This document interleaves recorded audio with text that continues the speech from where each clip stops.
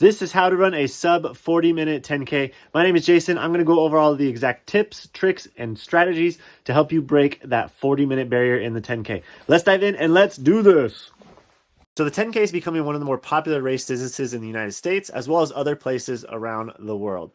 For me, the 10K is probably my least favorite event, but that's probably because I just don't do enough of them to really fall in love with them. I do a ton of 5Ks, a ton of marathons, but there's just something about the 10K that I really struggle with. But I have run fairly well in every single 10K I've run in, including breaking that 40-minute barrier in every single one of them. One in particular was my freshman year of college at BYU in Utah. Now, I come from Florida where things are sunny 11 and a half months of the year. And when I got out to college as a freshman, it was very cold, and running in the snow was something I was not ready for. Well, it got so bad that I decided, you know what? I need to take a break from running. And I said, see ya. I'm done for a little while. Now, spring came and things were starting to open up again, and the weather was getting better. And I found a 10K that was happening right outside of my dorm room. Now, there was a 5K, but I thought, you know what? I'm not in 5K shape. A 10K is just running easy, right? Just run easy. Well, here's what happened. So I registered for that 10K at 11:55 the night before the race. I wake up the next morning at 6 to walk out my dorm to get ready to go run that race. Now, this particular course is an uphill first mile and then downhill the next 3 miles and then a slow, gradual climb back to a track finish. Now, being the kind of prideful and competitive runner I was in my freshman year of college, I said, how hard could it be to break 40 minutes in a 10K? I broke in 20 minutes in a 5K, a whole bunch. How hard could it be to break 40 minutes in a 10K? So that was the goal. Now I start the race, run pretty conservatively. I get up the hill and then I'm like, oh, it's all downhill. Awesome. This is great. Until about mile 4 when I realized, well, shoot. Now it's that downhill is gone. I actually got to work hard now. And I maintained the pace. I did the best I could. And I was on the pain train all the way back to that track finish. Now, if you look at these pictures, I look pretty miserable as I'm on that track. As soon as I crossed that finish line, my heart was beating in my head. I couldn't breathe anymore. And all I could do was just squat on the ground and just give this goofy little grin. Well, somehow, miraculously, I managed to break 40 minutes in a 10K. Now, somehow, miraculously, I broke 40 minutes in a 10K. Whether that was just young luck or the fact that I was walking 2 to 3 miles everywhere every single day to get to all my classes, uphill and downhill, who knows? But there are a lot of lessons I've learned since then with how to continually and consistently break 40 minutes in a 10K. Now, let's dive in.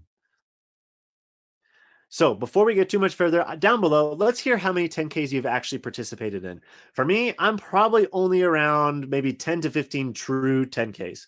Now, I've run a whole lot of 5Ks, a whole lot of half marathons and marathons, but probably only 10 or so 10Ks. So let's hear how many you've run. So if you want to break 40 minutes in a 10K, your pace per mile and per kilometer is going to be 6:26 per mile and 3:59 per kilometer. Now, if you were to run a perfectly even split through the 5K, you're going to go through in around 1955-ish. Now, this is easy math because you take the 10K divided by 2, and there you go. Now, there's 3 main training components to remember with a 10K. The first are easy runs. Now, the majority of your runs should be easy. Now, easy pace is a conversation pace where you can actually run with someone and carry conversation and not feel like you're dying or you're breathing hard as you're running. Now, there's a lot of polarity with what exactly easy pace range should be. For this video, we're going to say to break 40 minutes in a 10K, you should be running no faster than 8 minutes per mile, realistically anywhere from 8 to 9 and slower for your easy miles.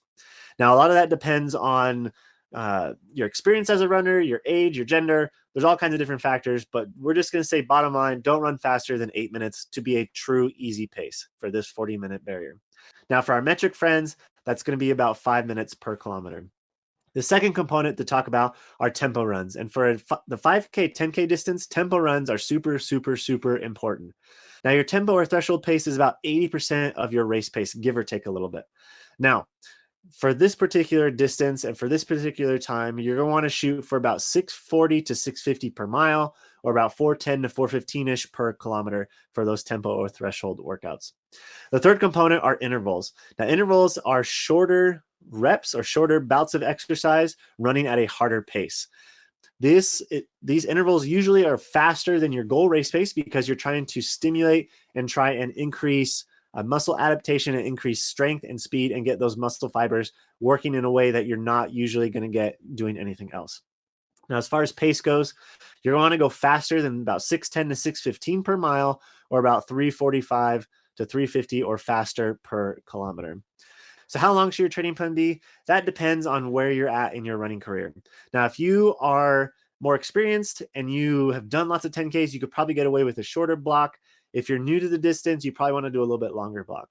Likewise, if you haven't been running a 10K specific or 5K, 10K specific speed work, you're probably going to want to spend a little bit more time getting ready for it. But if you've been continually doing this distance, you could probably get away with a shorter block. Now, unlike a marathon where you can run easier, 10Ks, you have to run a little bit harder, but you're doing it for a shorter period of time. The thing about marathons is you can run at an easier pace, but you got to sustain it for a longer period of time. 10K, you're condensing all of that energy into a shorter race, and so you're going to want to run faster for that 10K. Now, 10Ks utilize a little bit different muscle makeup for most people than longer races do. You're going to focus a little bit more on those fast twitch muscle fibers as opposed to the slow twitch muscle fibers. Now, it depends on the person, and there's no finite amount of what percentage of fibers is used per race. And there's a lot of research that supports this, but just as kind of a generality, know that shorter race distances use a little bit more anaerobic power, and you're going to want to use more fast twitch muscle fibers than you will in a race where you're going to use a little bit more aerobic power, like a marathon, and slow twitch fibers. So what should your weekly layout look like? Well, there's three things that you want to remember. One, you need a long run.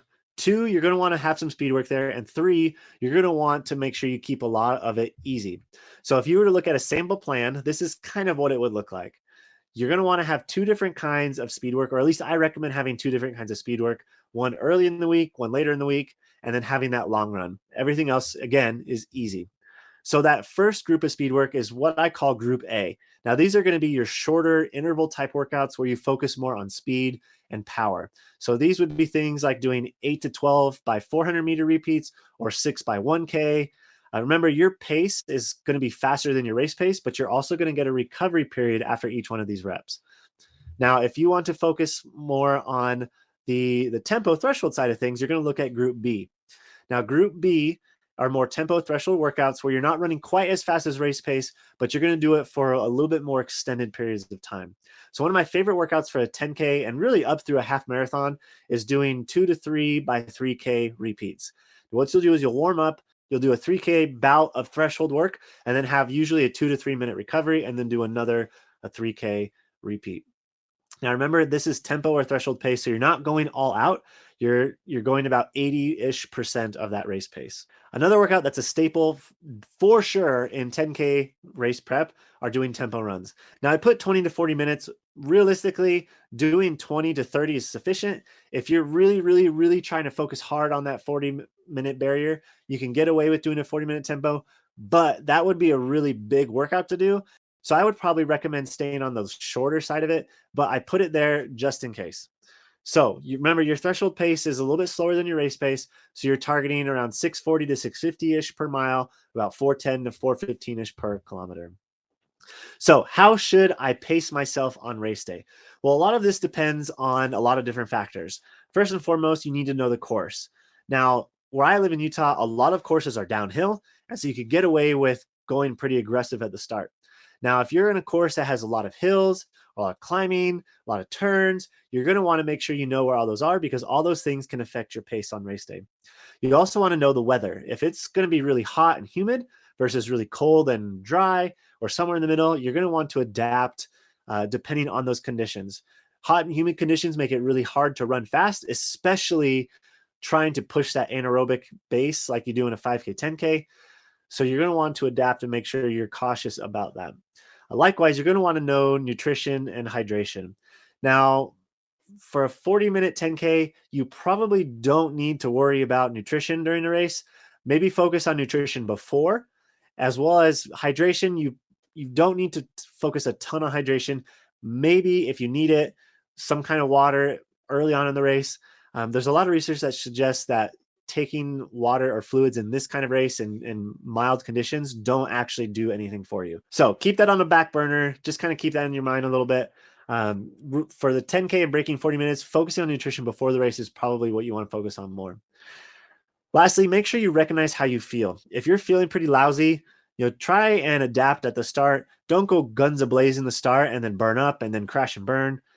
You want to make sure you recognize how you feel. But my biggest piece of advice was all this is train like you race and race like you train. If you can train and simulate conditions the best you can and simulate race pace and faster than race pace and threshold pace to a T, you're going to do a lot better on race day. And then when you show up and you race, it's just like any other workout that you've done. So train like you race, race like you train. And if you've made it all to the end, congrats. I'm so happy for you. Thank you for watching this whole video. Down in the description below, I have a link that takes you to my training plan vault where you can get some of my 10K training plans on Training Peaks. But be sure to hit that thumbs up button, hit that subscribe button, and we will see you in the next video.